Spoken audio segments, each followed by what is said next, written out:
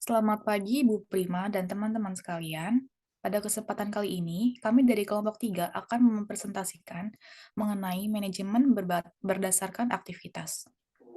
Kelompok kami terdiri dari saya, Floreka Putri, dengan NIM 37200-223. Saya Michelle Vania dengan NIM 34200-325. Saya Patricia Natania dengan NIM 34200-183. Saya Maidel Hidungo dengan NIM 35200-308. Pertama-tama saya akan menjelaskan dulu mengenai apa sih manajemen berbasis aktivitas atau activity based management. Jadi, manajemen berbasis aktivitas adalah pendekatan pengelolaan terpadu dan bersistem terhadap aktivitas dengan tujuan untuk meningkatkan customer value dan laba yang dicapai dari penyediaan value tersebut.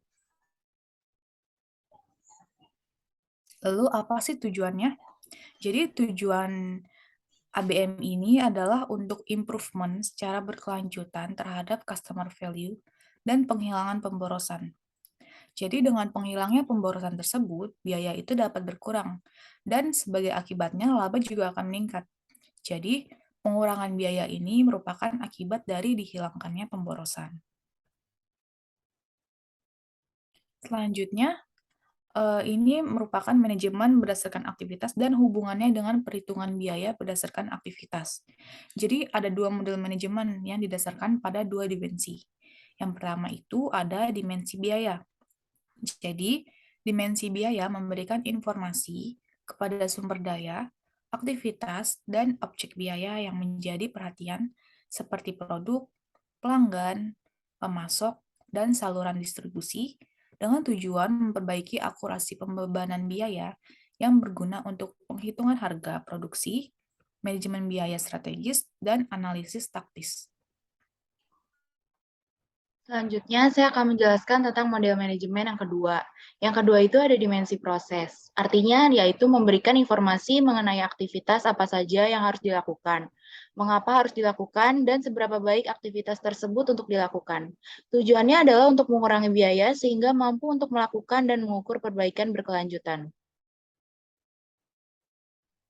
Selanjutnya, saya akan menjelaskan tentang hubungan activity based management dengan perhitungan activity based costing system.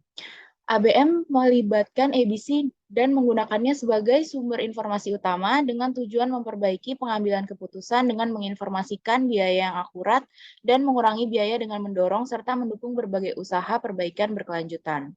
Hubungan ABC dengan ABM terjadi karena ABM membutuhkan informasi dari ABC untuk melakukan analisis yang berhubungan dengan perbaikan yang berkesinambungan untuk standar pemasaran. Biaya pemasaran sendiri adalah biaya yang timbul karena terjadinya pertukaran di antara perusahaan dengan konsumen. Selanjutnya ada analisis nilai proses, yaitu hal yang fundamental bagi akuntansi pertanggungjawaban berdasarkan aktivitas. Analisis ini berfokus pada akuntabilitas berbagai aktivitas sebagai ganti pada biaya. Dan analisis ini menekankan pada maksimalisasi kinerja keseluruhan sistem sebagai ganti kinerja individual. Selanjutnya, saya akan menjelaskan tentang analisis aktivitas. Analisis aktivitas itu ada apa aja? Yang pertama, ada aktivitas apa saja yang dilakukan. Yang kedua, ada berapa banyak orang yang melakukan aktivitas tersebut. Yang ketiga, ada waktu dan sumber daya yang dibutuhkan untuk melakukan berbagai aktivitas. Yang keempat, ada penilaian atas nilai aktivitas bagi perusahaan, termasuk saran untuk memilih dan mempertahankan berbagai aktivitas yang menambah nilai. Lalu ada aktivitas bernilai tambah dan juga ada aktivitas tak bernilai tambah. Untuk aktivitas bernilai tambah, ini tuh berbagai aktivitas yang dibutuhkan untuk dapat bertahan dalam bisnis. Dia tuh disebut sebagai aktivitas yang bernilai tambah. Biaya bernilai tambah itu adalah berbagai biaya yang timbul dari melakukan berbagai aktivitas bernilai tambah dengan efisiensi yang sempurna. Kalau aktivitas yang tak bernilai tambah, itu adalah semua aktivitas selain berbagai aktivitas yang paling penting untuk tetap bertahan dalam bisnis, sehingga dipandang tidak perlu. Disebut sebagai aktivitas tak bernilai tambah. Aktivitas tak bernilai tambah dapat diidentifikasi melalui ketidakmampuannya memenuhi salah satu dari 3 syarat.